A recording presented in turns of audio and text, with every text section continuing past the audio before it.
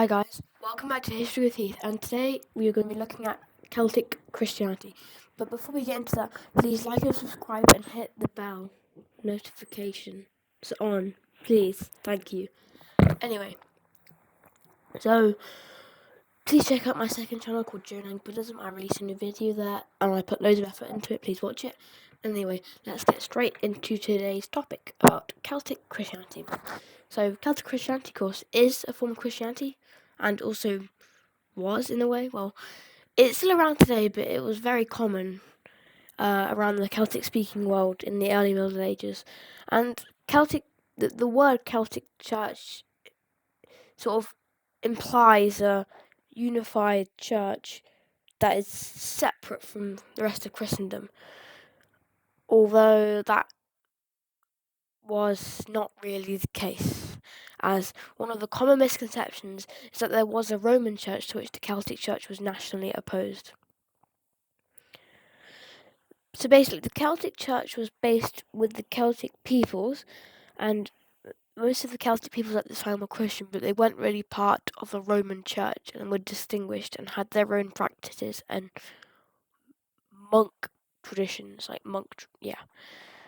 and such distinctive practices, including the dating of Easter, a specific style of monastic tonsure, and a unique system of penance, which is the exile for Christ. And I don't know if you know, but in Scotland there's lots of people who went on exiles to small islands like North Ronan.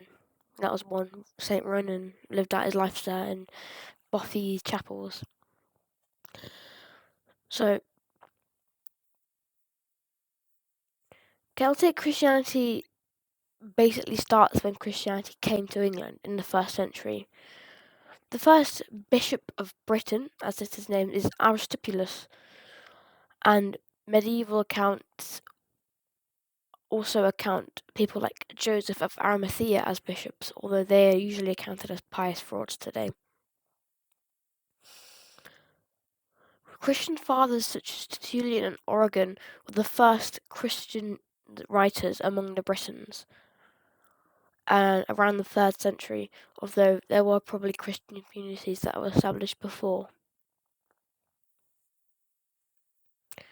Initially, Christianity was one but a number of many of the religions in Britain, like native Celtic paganism, Mithraism from the Romans, and Roman paganism itself. But at various times the Christians did risk persecution, with the earliest known Christian martyrs in Britain being St. Alban and Amphibolus, who lived around the 4th century.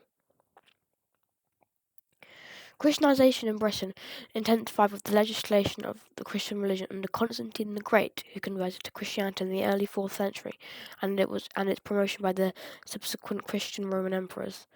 3 Romano-British bishops include Archbishop Bretsius of London, and are known to be present at the Synod of Airles in 314.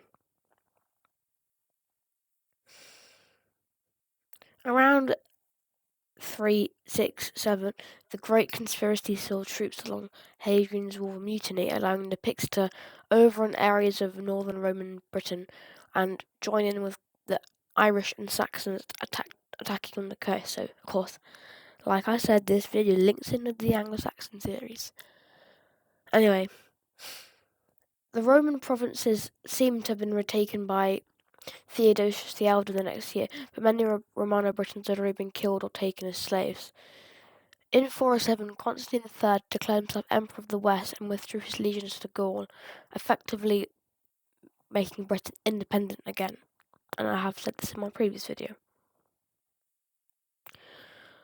After this, many Saxons and Angles started coming in, and other Germanic tribes, and practised a form of Germanic paganism and drove the Christian Britons to Wales, Cornwall, Devon, Brittany, Scotland, and Ireland. Well, driving them out of England. I think that's a bit more that makes more sense. So in 5th and 6th century Britain, Celtic Christianity was very influential among the Welsh, with this being the Age of Saints. St. Dubric, St. Ilton, and others first completed the full Christianization of Wales.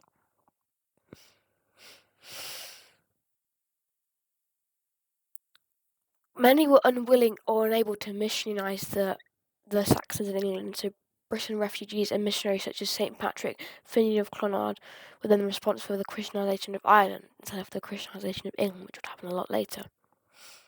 And this would begin the conversion of the Dalriada kingdom, and other peoples in Scotland, although some native saints such as Mungo also arose and converted.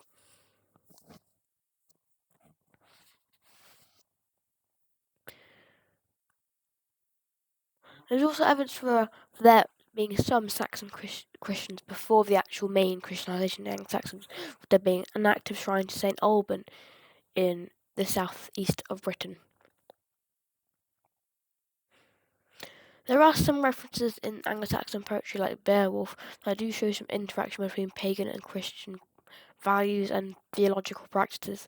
And while this is a bit dubious, it is thought that during this time before the proper full Christianization in Anglo-Saxons, there were lots of people who practiced the paganism and incorporated Jesus as sort of as a deity in a way.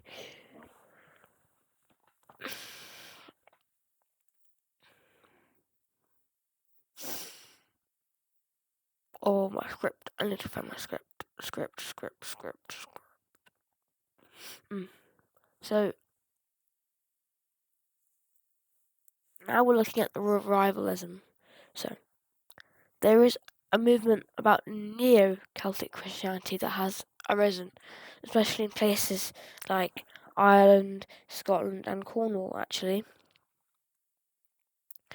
And many see this as a sort of meditative, almost pure, well, not pagan, but like nature-centered Christian form, with many seeing it as the true religion of the peoples of Wales, Scotland, Ireland, and the Isle of Man, Brittany, and Cornwall and Devon. And reincarnation is sometimes believed by Celtic Christians, but these are usually Celtic Christo-pagans, which are basically modern pagans who incorporate Jesus as a deity. So yeah, Christo-paganism is a bit dubious about being Christian. There's even a Celtic Orthodox church that was found in France that pertains to the semi-pseudo-historic belief that the Celtic Christians were actually Oriental Orthodox, which there is not evidence they were part of the Oriental Orthodox communion.